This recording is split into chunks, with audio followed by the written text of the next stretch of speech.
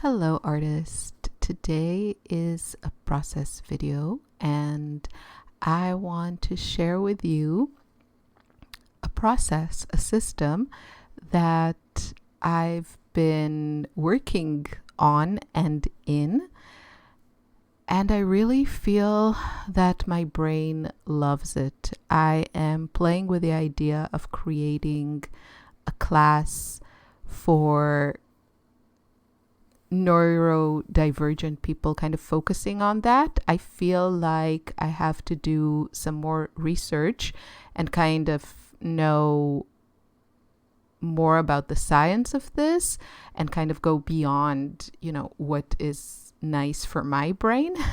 Because even though I'm sure there are always people who struggle with the same things that I struggle with, I would just like to know just kind of more facts and maybe see where I sit in these spectrums of neurodivergence.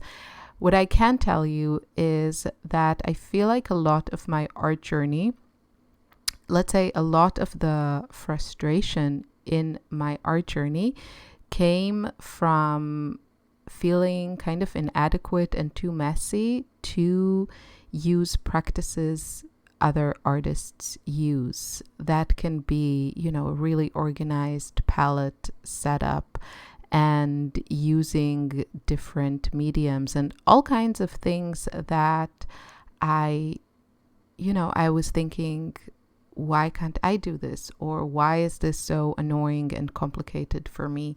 Why can't I be bothered? Or I would set up a palette and then close it.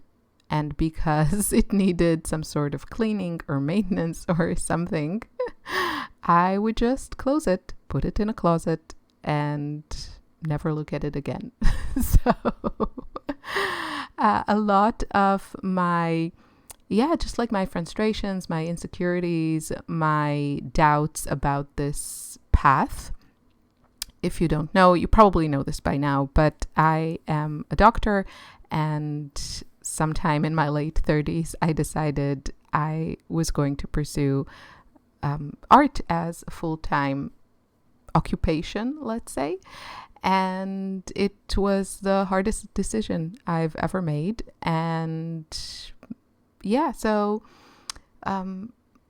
a lot of the why can't I do what other people are doing, I feel a lot of that was because the systems they were using, the process they were using, was very easy for them, very enjoyable, and it really wasn't for me.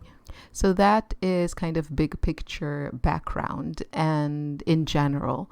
And today I want to walk you through a little idea, let's say, for a process. So many times when I'm painting, one of the things I struggle with is my unfocused mind. And I know there is a lot of talk nowadays, especially if you're on social media, about medication for ADHD. There is a lot of talk about a lost generation of women in my age group, so in their 40s, that kind of went undiagnosed. And a lot of the things that I hear resonate with me, and a lot of them don't, because I don't feel like my childhood experience was similar to what I typically hear.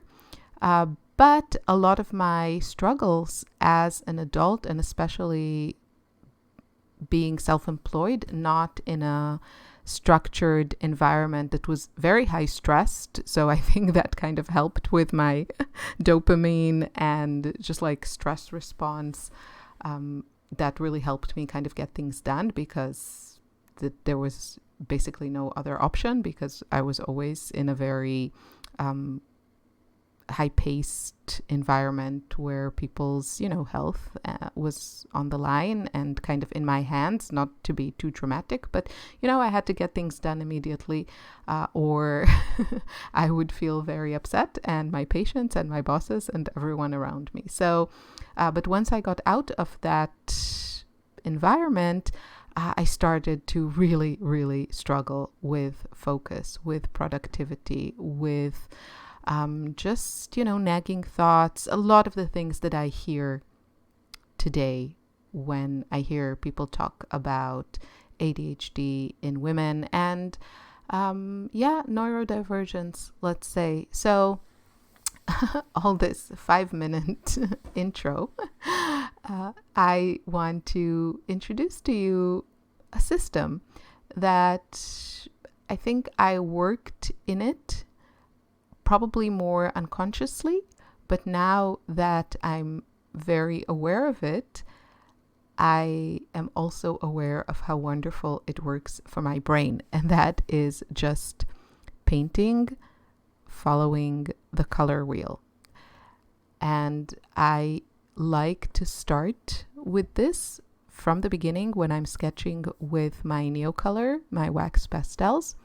I go through the color wheel. So I usually start with yellows, and in my world, that also, because yellow is a bright and light color, it also helps me figure out light source, direction. My paintings are abstract, so this is a very, very general, wide, it's nothing like too specific. It's just a little guide to help me figure out where I want to add darker values later and lighter values in the process. So figuring that out, and many times also the general area of my focal point. Not all my paintings have a clear focal point, but usually yellow, because it's so light and bright, it draws attention. So starting with that, then moving on to oranges, corals, pinks, violets, purples, blues, turquoises, and then back to yellow if I choose to. Greens. Did I say green? Green. After turquoise comes green. And then earth tones. And I do that with my wax pastels, and I absolutely love it. And then when I'm done with that, I move on to my watercolors. And since I already have all those colors in wax pastels on my paper, I feel like I don't have to make so many choices. So I feel like a lot of the choices are already done for me in that first stage. Now, as I'm saying this is obviously what works for me. This is what helps me turn my painting time to something that is very relaxing, very joyful, as opposed to frustrating and, again, just feeling annoyed with myself that I'm not focused, that, I can't sketch the way other artists sketch or paint the way other artists paint. And so this system just works really well for me. And I don't always 100% stick to it. I also listen to my kind of cravings. If I feel like I want to put a specific color in a specific place, I will go ahead and do that. But in general, I go with this flow, and it has been really pure joy. Pure joy. And I feel like the paintings that I make also make me really happy. And that is my goal when I'm painting. I want to enjoy the time. I want it to be a relaxing experience. This is my form of therapy, of self-care, of relaxation. But I also want to make, a major part of my time. I want to make art pieces that I love. I accept that it can't be 100% of the time. I have come to terms with it, and I'm also trying to learn ways of dealing with this in the most productive way. And I'll stop just here for a second. So for me, that looks like getting rid of those pieces that I don't like, just getting rid of them faster. Of course, yes, maybe I'm missing an opportunity here. Maybe if I kept them, I would want to come back to them. But past experience and, painting for years has shown me that it is very, very unlikely that I will go back to works that I'm not happy with, that I lost interest in. So yes, I can keep those papers. They're mostly on paper. That's mostly what I use. I can keep those for future work that I might do in acrylic. The question is it worth it that they take up space and also mental capacity for me? Because, you know, it's something I have to maintain. It's something I have to go through, look through. And it just reminds me of stuff I don't like.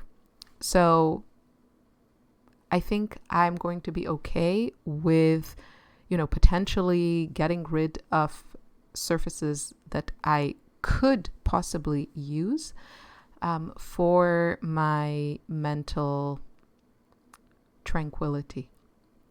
So that's how this is looking for me. That part of my process, the making art that I'm not super in love with. I just, you know, if I'm not in love with these pieces, I don't see myself, you know, trying to sell them or presenting them or marketing them. It's just not going to happen. So I have to accept my, I don't even want to say faults, but accept that part of me and let things go. And I know that once it's out of sight, it will be out of mind. And then I don't have to come across these things every time, you know, I'm emptying a drawer or something like this. So I'm going to try and actually do that today or tomorrow and just get rid of some pieces that I don't love. Maybe I'll keep a handful of pieces to have as surfaces for experiments, but I think if I don't use them within the next months, I will get rid of them as well, because I know that I have pieces of paper that I've been carrying around for years, and I don't want to do that anymore. So I hope you enjoyed this video. I hope you will try my way of painting. And I want to say that after I finish my the watercolor part, I go back and do the same thing with pencils, especially now that I have my fancy new pencil organizer, which I absolutely love. So that works so well for my brain, and I'm just loving this new process, new system. I hope you enjoyed this video, and I will see you very soon in another one. Take care. Bye bye.